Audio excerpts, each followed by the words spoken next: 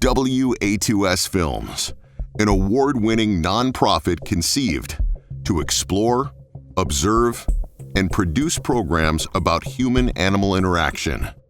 On this episode of The Rescuer's DNA... Just received a call from a lady that is in the tornado path, and there's bulldozers at her place, and they're knocking down the remains of all the trees. And it just so happens that one of the trees that they're bulldozing has got a nest of baby owls in it. And if we bulldoze them, obviously the babies are going to get injured. And so she's trying to save them, which we're all in favor of helping. Now, normally, if it was normal conditions, we would encourage them to leave the owls exactly where they are. The parents will take care of them, and that way we aren't taking moms from babies. But what we're finding in the devastation of the tornadoes, that there really isn't a family unit left.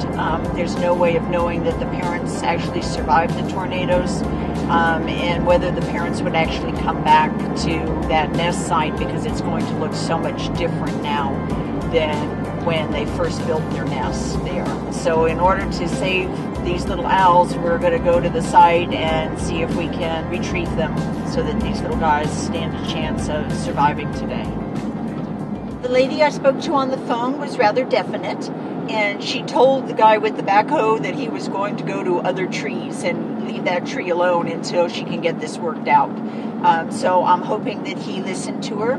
But like I said, she seemed pretty definite and firm. So if he's a smart man, he moved to the next tree. I'm sure these guys are under tremendous pressure to just get the job done. So we love it when somebody will take the time to try to rescue a little wild one or any animal that's in need, because it's taking time away from their job and their stress that they have. So we really do appreciate that they're trying to work with us to try to save these little owls. We have had some calls most of the time. I think she's sorting mail. No, she's not. Yes, she is. One or the other. Most of the times with the phone calls that we're getting, people have been willing to catch the animals and either bring them to us or get a volunteer to bring them to us or to the Oklahoma City Animal Shelter. So we haven't had to actually go out to sites very much, which is good for us because right now we have about 700 animals on the property. 50 of them came from the storm. And so in order for me to actually leave the property, that means there's several hours of my time that's going to be taken away from the care of the animals. So a lot of times it's really helpful if we can get a volunteer or someone at the scene or whoever to either bring us the little ones or get them to the Oklahoma City Animal Shelter, which is one of our drop-off locations. The longer we're out from days away from the tornado, the harder it is for these animals to actually survive. So it's becoming really critical to get these guys as soon as possible. Oh gosh.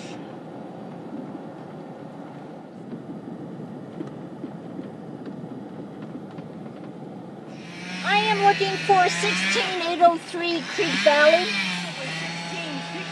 16.6 is that? Yeah. Maybe up there. Yeah, probably a little bit further up. We're going. Thanks, guys.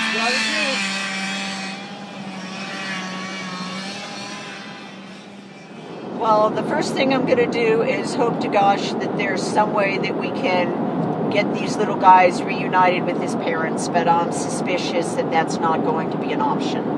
So we're going to look at that first. If that's not an option, then we're going to go ahead and try to remove them from their nest, and I'm not sure how high up the nest is or what part of the tree is still there and in existence or what's going on, and then try to figure out how to get them safely out of that location. If there's nearby trees, and it just so happens that that was the one tree in the area that got demolished, and there's nearby trees that we might be able to make a makeshift nest that is kind of undisturbed in that area, that would be great.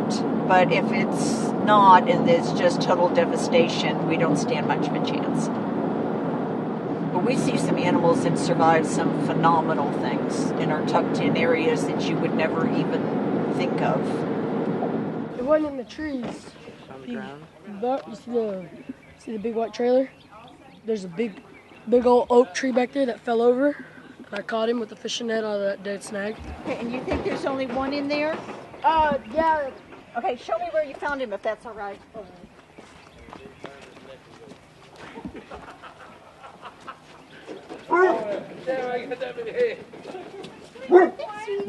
Let's go chop. Okay, so where did you find this little guy? He was walking up the branch right here. So I don't know if there's something back down there or not. See, and there's a hollow there where the little guy could have come from, because those little guys there a lot of times will use cavities, and part of that tree has a hollow in it also. But trying to put him back in this nest isn't an option, because we aren't really sure where the nest was, and for the mother to be hunting in all of this rubble and the branches being down and trying to find prey species on the ground underneath all of this, she doesn't stand a chance. And we don't even have any idea whether she's alive or not. Okay, well, let's go back and take a look at that little kid and see what we're dealing with. We'll get him fed when we get back to the facility. Looks like his right wing is pretty. Yeah, we've got a pretty badly damaged right wing. Okay, so this is a young barred owl, and I'm going to guess she's about 6 weeks of age. Easy. Yeah, he is. That popping noise is like a dog growling. That's a way an owl's going to let us know that he doesn't appreciate us being in his space. Yeah. Yeah, they're not going to come put a door on this for nothing. Easy. Easy. They're about, they're about probably 45 days old. They usually come in threes. Yeah, and you've only spotted this one? Yeah, we're going to keep a lookout for another one. But the others probably survived the storm. What happened to her wing? His wing is broken. Hi, sweetheart. Okay, well, we're going to take him back to WildCare. We'll take a closer look at the wing. Thank you, son. So will you give us news about him?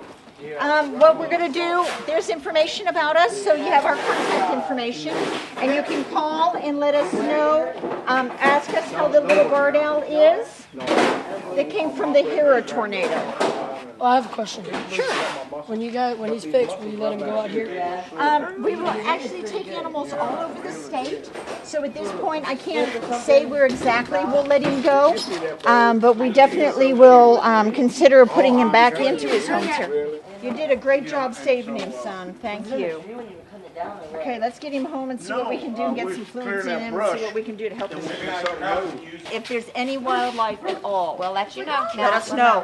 I'll let them know too. Yeah. The girls over there. Yeah, that's We what we appreciate do. you so much. No Thank you, problem. guys. Thanks for everybody's efforts. All right. You know what his Indian name is? What is in your name?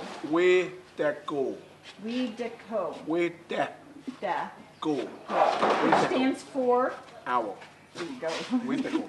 Yeah. Thank you very much. We will take good care of him. All right. Thank you Guys. guys. All right, come on. You're welcome. Thank y'all for coming get him. With me, unload that refrigerator. Which, by the way, thanks for Al doesn't stand a chance. The wing's very badly broken. It's starting to fuse. The end of the wing lost blood supply and it's rotting.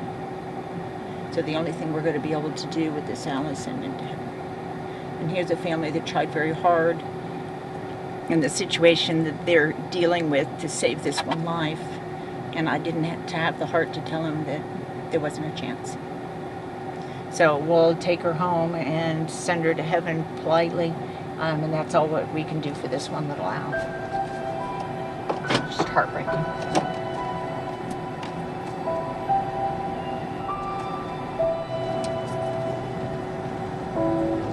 That is not what we wanted to find on this. We wanted to find some nice healthy babies that there was a chance, but not this rescue. But I'm convinced that those people are attuned enough to the nature that's around them that if they find other wild animals, they will call us. Red-bellied woodpecker right out the window. See him? Oop.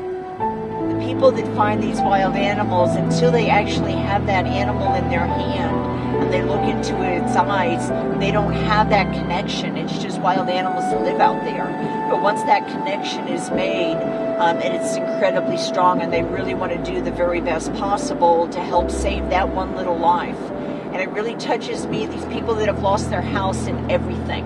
And here they're going out of their way to bring me a nest of cottontail rabbits that are about ready to be bulldozed because of the big equipment. And they, by gosh, they want to save those bunnies because that's what they can do, and that's the order they can bring in their life to do something good in the world, is to save that little group of bunnies. You just got to love that caring and compassion that someone has when they've lost everything. You're here because you love animals. Help save a life today.